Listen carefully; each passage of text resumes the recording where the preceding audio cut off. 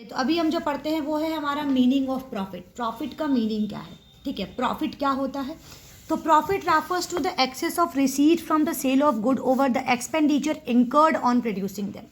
Profit जो है वो एक्सेस है, किस चीज़ का एक्सेस है, एक तो जो receipt from sale of good को सेल करने में आपको मान लीजिए 10 रुपये मिले, ठीक है, and the expenditure incurred on producing them, और उस पर कितना ज़्यादा खर्चा लगा है, मान लीजिए गुड्स को बनाने में आपके 6 रुपये के खर्चे लगे, तो इसके बीच का जो डिफरेंस है ना, डिफरेंस है इसके बीच का, क्या है डिफरेंस इसके बीच का, 4, ठीक है। तो 4 रुपये जो है ये आपका प्रॉफिट है। बात समझ में आ रही है। प्रॉफिट मतलब क्या होता है कि भाई जितना आपको मिला है, ठीक है, और जितना लगा है उसके बीच का डिफरेंस, वो हमारा क्या कहलाता है, प्रॉफिट कहलाता है, ठीक है। अब हम पढ़ते हैं प्रोड्यूसर इक्विलिब्रियम के बारे में कि प्रोड्यूसर इक्विलिब्रियम क्या होता है। तो देखिए इक्विलिब्रियम तो हमको पता है एक स्टेट ऑफ रेस्ट होती है, ठीक है। इक्विलिब्रियम हमको पता है कि क्या होता है, एक स्टेट ऑफ रेस्ट होता है, मतलब कि उस जगह से जो प्रोड्यूसर होता है वो अपनी पोजीशन को कभी भी चेंज करना नहीं चाहता है। इक्विलिब्रियम तो ये होता है ना कि जहाँ से प्रोड्यूसर अपनी किसी भी पोजीशन को चेंज नहीं करना चाह रहा हो, उस पोजीशन पे उसको मैक्सिमम प्रॉफिट मिल रहा हो, वो इक्विलिब्रियम कहलाएगा। प्रोड्यूसर इक्विलिब्रियम का हम डेफिनेशन भी देख लेते हैं। तो producer equilibrium refers to that price and output combination which brings maximum profit to the producer. Producer equilibrium जो होता है एक ऐसा कॉम्बिनेशन होता है जहाँ पे प्रोड्यूसर को मैक्सिमम प्रॉफिट मिलता है। कितना प्रॉफिट मिलता है, मैक्सिमम प्रॉफिट। और जैसे ही वो एक कदम और ज़्यादा प्रोड्यूस करेगा, वहाँ से उसकी प्रॉफिट जो होगी वो क्या होने लगेगी, डिक्लाइन होने लगेगी, कम होने लगेगी। यानी कि उस पॉइंट तक जहाँ से प्रोड्यूसर को मैक्सिमम प्रॉफिट मिलेगा, प्रोड्यूसर बस वहीं तक रहेगा, और जैसे ही उससे एक कदम आगे बढ़ेगा उसका प्रॉफिट क्या होने लगेगा, घटना शुरू हो जाएगा। बात समझ में आ गई। चलिए अब हम आगे चलते हैं। चलिए तो अब ये जो हमारा प्रोड्यूसर इक्विलिब्रियम है उसको हम लोग 2 तरीके से निकाल सकते हैं। एक है हमारा TRTC अप्रोच और दूसरा है हमारा MRMC अप्रोच। TRTC अप्रोच अभी हमारे सिलेबस में नहीं है, तो we will not continue with this. हमें जो पढ़ना है वो पढ़ना है MRMC approach, marginal revenue and marginal cost approach. हमें ये वाला अप्रोच पढ़ना है।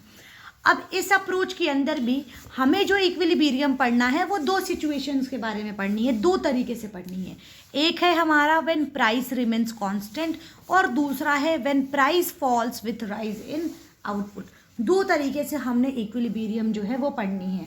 हर एक अप्रोच के अंदर 2 तरीका है हमारा। पहला है हमारा व्हेन प्राइस रिमेन्स कांस्टेंट और दूसरा कौन सा है, when price falls with rise in output. अब सिंपल सी बात है कि हमारा जो प्राइस है वो कांस्टेंट कब होता है, कौन से मार्केट में हमारा प्राइस जो होता है वो कांस्टेंट होता है, वो होता है हमारा परफेक्ट मार्केट कंपटीशन में। और कौन से मार्केट में हमारा प्राइस फॉल करता है आउटपुट के बढ़ने के साथ, तो वो होता है हमारा इम्परफेक्ट मार्केट कंपटीशन में, ठीक है। चलिए तो हम इन दोनों को पढ़ेंगे। तो अब हम लोग स्टार्ट करते हैं अपना प्रोड्यूसर इक्विलिब्रियम, जो कि है हमारा MRMC अप्रोच, ठीक है। TRTC अप्रोच हमारे सिलेबस में नहीं है, तो हम लोग इसको नहीं पढ़ेंगे, इसको बिल्कुल दिमाग से हटा देना। अब हम जो यहाँ पढ़ने वाले हैं वो है हमारा MRMC अप्रोच। तो चलिए अब हम पढ़ते हैं marginal revenue and marginal cost approach. तो देखिए MRMC अप्रोच के तहत हमारा प्रोड्यूसर इक्विलिब्रियम कब बनता है, कैसे बनता है, हम लोग इसके बारे में पढ़ने वाले हैं। तो देखिए लिखा हुआ है according to MRMC approach producer equilibrium refers to the stage of that output level at which. MRMC approach के तहत प्रोड्यूसर इक्विलिब्रियम कब होगा, हमने ये जानना है। कौन से अप्रोच के तहत, MRMC अप्रोच के तहत।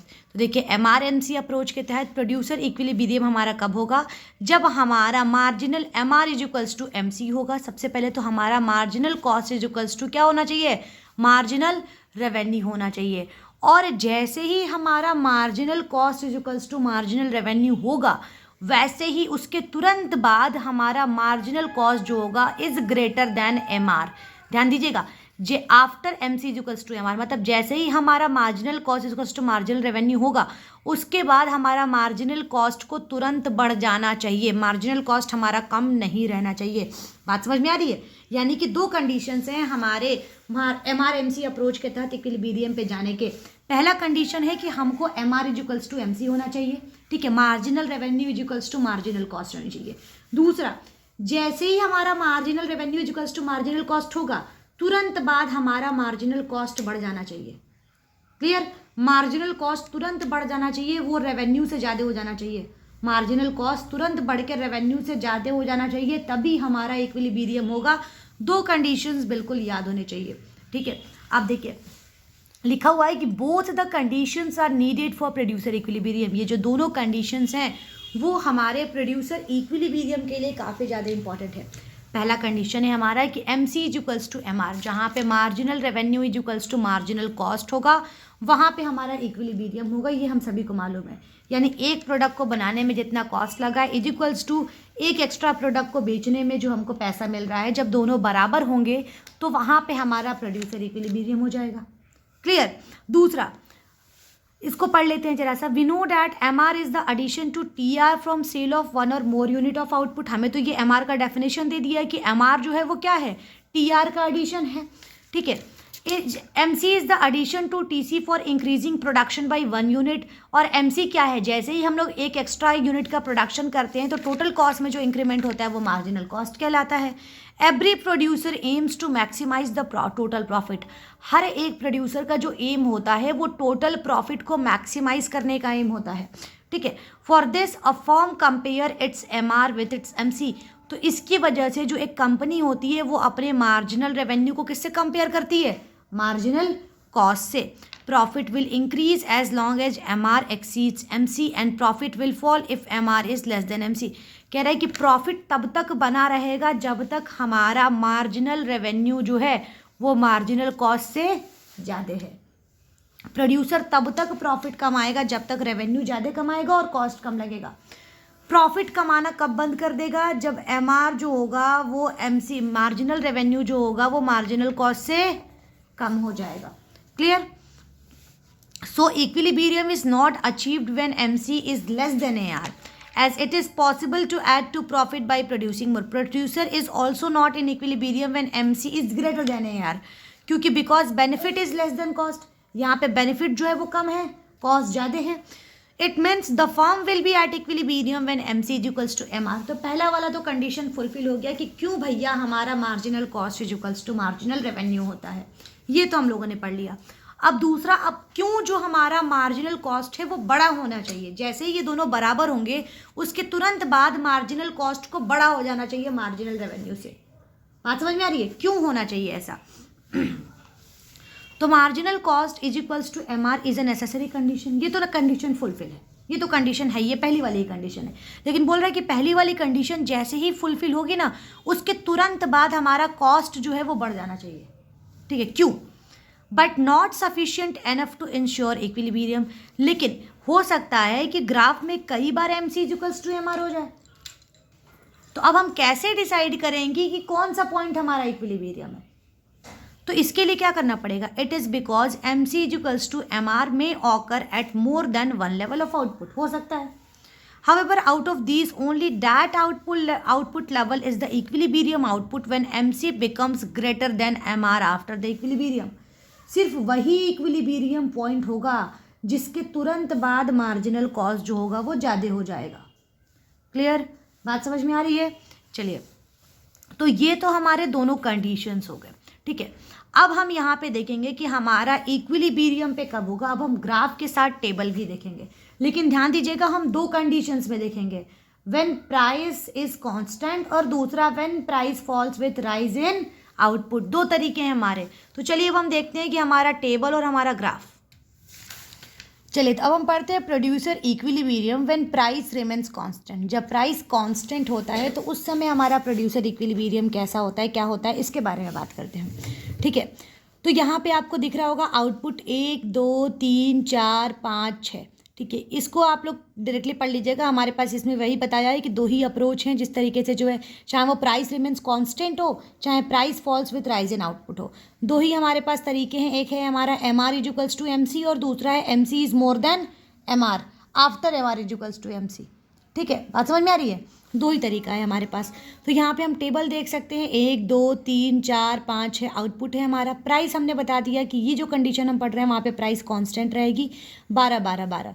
टी आर मान लीजिए आप ये है तो ऑब्वियस सी बात है मल्टीप्लाई करेंगे, टी आर हमारा कांस्टेंट स्पीड से बढ़ रहा है, टी सी हमारा जो है दिख रहा है आपको, टी सी कितना लग रहा है, एम आर दिख रहा है आपको, जब हमारा टी आर इतना है तो एम आर भी उतना ही गैप पे सॉरी इक्वल डिस्टेंस पे है, तो ये भी आपका इक्वल डिस्टेंस पे ही होगा।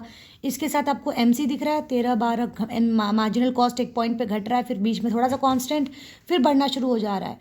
और प्रॉफिट तो आपने देख ही लिया यहाँ पे प्रॉफिट क्या है, ठीक है, प्रॉफिट कैसे हम निकालेंगे।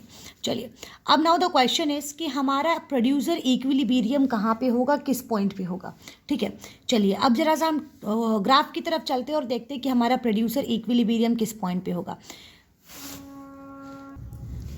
चलिए तो यहाँ पे आपको दिख रहा है कि यहाँ अब ये बताइए कि हमने दो कंडीशन दी थी, ठीक है। दो कंडीशन क्या दी थी कि पहला कंडीशन इक्विलिब्रियम तभी होगा जब M R equals to M C होगा। ये एम आर की लाइन दिख रही है आपको और ये मार्जिनल कॉस्ट की लाइन दिख रही है। अब देख के बताइए कौन से पॉइंट पे M R equals to M C है, जल्दी बताइए कौन से पॉइंट पे जो हमारा मार्जिनल रेवेन्यू है वो हमारे मार्जिनल कॉस्ट के बराबर है, कौन से पॉइंट पे, सेकंड पे, गुड। उसके अलावा फिफ्थ पे, दो लाइन पे हमारा जो है marginal revenue equals to marginal cost है, ठीक है। अब नाउ द क्वेश्चन इज कि आप बोलोगे मैम आपने तो कहा था M R equals to M C होना चाहिए, यानी कि यहाँ पे दो इक्विलिब्रियम है। हमने बोला नहीं, इसके साथ साथ एक कॉम्प्लीमेंट्री कंडीशन भी और थी। कॉम्प्लीमेंट्री कंडीशन ये थी कि जैसे ही हमारा M R equals to M C होगा, पहला कंडीशन तो हमारा ये था कि M R equals to M C होना चाहिए, लेकिन इसके साथ साथ एक कॉम्प्लीमेंट्री कंडीशन ये भी थी कि जैसे ही हमारा M R equals to M C होगा तुरंत बाद एम सी को ज़्यादा हो जाना चाहिए एम आर से। अब इसके भी तुरंत बाद देखिए कब एम सी ज़्यादा हो रहा है कि इसके तुरंत बाद देखिए क्या हो रहा है, 6 पे एम सी बढ़ा है, 6 पे एम सी बढ़ जा रहा है, इसके बाद एम सी नहीं बढ़ रहा है, इसके बाद दोनों बराबर है, इसके बाद एम सी नहीं बढ़ रहा है, एम सी छोटा ही है एम आर ज़्यादा है, तो ये वाला हमारा इक्विलिब्रियम पे नहीं होगा। जो इक्विलिब्रियम पे होगा हमारा ये वाला होगा, ये वाले पॉइंट को हम इक्विलिब्रियम पे मानेंगे ना, इसको नहीं मानेंगे, क्योंकि मैंने दूसरा कंडीशन ये भी लगाया था कि इक्विलिब्रियम पे होने के तुरंत बाद हमारा मार्जिनल कॉस्ट ज़्यादा होना चाहिए, हो जाना चाहिए मार्जिनल रेवेन्यू से, लेकिन यहाँ तो हुआ नहीं, यानी कि ये वाला इक्विलिब्रियम पे होगा क्योंकि यहाँ पे तुरंत बाद हमारा मार्जिनल कॉस्ट ज़्यादा हो गया, मार्जिनल रेवेन्यू कम हो गया। तो जो हमारा इक्विलिब्रियम पॉइंट है वो कौन सा है, पांचवा वाला, यानी यहाँ पे हमारा M R equals to M C को हम इक्विलिब्रियम मानेंगे। और इसके इक्विलिब्रियम मानने की कंडीशन ये इसलिए होगी क्योंकि यहाँ पे हमारा कॉस्ट ज़्यादा हो जाएगा और रेवेन्यू क्या हो जाएगा, कम हो जाएगा। दोनों कंडीशन को फुलफिल कर रहा है ये वाला पॉइंट, ये वाला पॉइंट सिर्फ एक कंडीशन को फुलफिल कर रहा है, क्लियर। चलिए अब हम जरा से इसके ग्राफ की तरफ आते हैं। ये हमारा A R equals to M R 12 पे हमारा ग्राफ बना होगा कांस्टेंट, ये हम सभी को मालूम है। चलिए अब ये जो हमारा ग्राफ कांस्टेंट बन गया है, इसके बाद जो बात की जा रही है वो की जा रही है मार्जिनल कॉस्ट की। मार्जिनल कॉस्ट जा रही है लाइन नीचे से, पहले ऊपर से नीचे की तरफ जा रही है, फिर नीचे से ऊपर की तरफ जा रही है। चलिए लाइन गई हमारी। अब यहाँ पे लाइन दो जगह काट रही है, 12-12 पे दो जगह काटी, यहाँ पे 12-12 दो बार आया ना। चलिए कौन सा वाला पॉइंट हमारा इक्विलिब्रियम पे होगा, आर वाला या के वाला, के वाला पॉइंट होगा। आर वाला इसलिए नहीं होगा क्योंकि हमारा कॉस्ट आगे चल के नीचे आ जा रहा है, लेकिन हमारा कॉस्ट आगे चल के क्या जाना चाहिए, ऊपर जाना चाहिए। तो इस वजह से जो हमारा के वाला पॉइंट होगा वो हमारा इक्विलिब्रियम पे होगा, ना कि हमारा आर वाला। काट तो दोनों रहे हैं, दोनों जगह पे M R equals to M C है, लेकिन यहाँ पे M R equals to M C होने के बाद हमारा कॉस्ट नीचे जा रहा है, हमारा रेवेन्यू ऊपर है, ठीक है। यहाँ वाले पे M R equals to M C होने के बाद हमारा कॉस्ट ऊपर जा रहा है, हमारा रेवेन्यू जो है वो नीचे है, सीधे स्ट्रेट लाइन। तो इस वजह से ये जो के वाला पॉइंट है, के जो है वो हमारा प्रोड्यूसर इक्विलिब्रियम है। क्लियर हो गई बात। तो टीआरटीसी अप्रोच, सॉरी एमआरएमसी अप्रोच के तहत व्हेन प्राइस रिमेन्स कांस्टेंट के तहत इक्विलिब्रियम का जो है ये इस तरीके से जो है ग्राफ बनेगा। मेरे ख्याल से सबको बनाना आ जाना चाहिए, ठीक है। आउटपुट आपको क्लियर रहता है, प्राइस आपको क्लियर रहती है, टीआर निकाल सकते हैं आप, टीआर के साथ एमआर निकाल सकते हैं, कोई भी आप टीसी दे सकते हैं। टीसी देते वक्त आप ये ध्यान रखिए कि पहले आपको टीसी को बढ़ाना है, बीच में थोड़ा सा कांस्टेंट करना है, उसके बाद से फिर क्या कर देना है, फिर बहुत तेज़ी से बढ़ा देना है, और उसी टीसी की मदद से आप मार्जिनल कॉस्ट भी निकाल सकते हैं, ठीक है। और प्रॉफिट तो आपको पता ही है, TR minus TC equals to profit होता है, ठीक है। चलिए अब जो हम चलेंगे वो हम चलेंगे producer equilibrium when price is not constant. ये जो हम लोग दूसरा स्टार्ट कर रहे हैं, दो कंडीशंस हम लोगों ने पढ़ी थी, MR इक्वल्स टू MC। अब ये जो दो कंडीशंस थी वो भी दो कंडीशंस में एप्लीकेबल थी। दोनों कंडीशन में हम लोगों ने पढ़ा था व्हेन प्राइस इज फिक्स, और दूसरा है when price is constant with rise in output. Price is fix तो हम लोगों ने कवर अप कर लिया। अब हम जो पढ़ने वाले हैं वो है हमारा कि प्रोड्यूसर इक्विलिब्रियम तब कैसे होगा जब when price falls with rise in output. Price fall करेगी और आउटपुट बढ़ेगा, ठीक है। प्राइस फॉल करेगी, यहाँ पे हम लोगों ने देख लिया 8 7 6 5 4 प्राइस फॉल कर रही है। आउटपुट हमारा देख लीजिए 1 2 3 4 5, ठीक है। अगेन हमारा TR बन गया, मल्टीप्लाई कर दीजिए P इंटू Q को, TC आप कुछ भी इमेजिनली ड्रॉ कर सकते हैं। अब यहाँ पे भी वही दोनों कंडीशन अप्लाई होंगी जो व्हेन प्राइस इज फिक्स में अप्लाई हो रही थी, यानी कि MR is equals to MC, और दूसरा MC will be more than MR after MR is equals to MC। दो कंडीशन है हमारी। तो यहाँ पे हमारा MR is equals to MC जो है, यहाँ पे देखते हैं कहाँ पे हो रहा है, यहाँ पे हो रहा है 6 4 4 जो है ये बराबर हो रहा है हमारा MR is equals to MC के लिए। चलिए अब नाउ द क्वेश्चन इज कि इसका ग्राफ कैसे बनेगा। अब देखिए यहाँ पे जब हमारा प्राइस फिक्स था उस समय हमारा MR कांस्टेंट था, लेकिन जब हमारा प्राइस फॉल करता है आउटपुट के बढ़ने के साथ तो उस समय हमारा MR कांस्टेंट नहीं होता है, उस समय हमारा MR क्या करता है, फॉल करता है। तो देखिए यहाँ पे हमारा MR फॉल कर रहा है और ये रहा हमारा ग्राफ, ठीक है। ग्राफ हमारा क्या है, देखिए यहाँ पे MR फॉल कर रहा है हमारा, और MC कर्व आपको पता ही है किस तरीके से ड्रॉ होती है।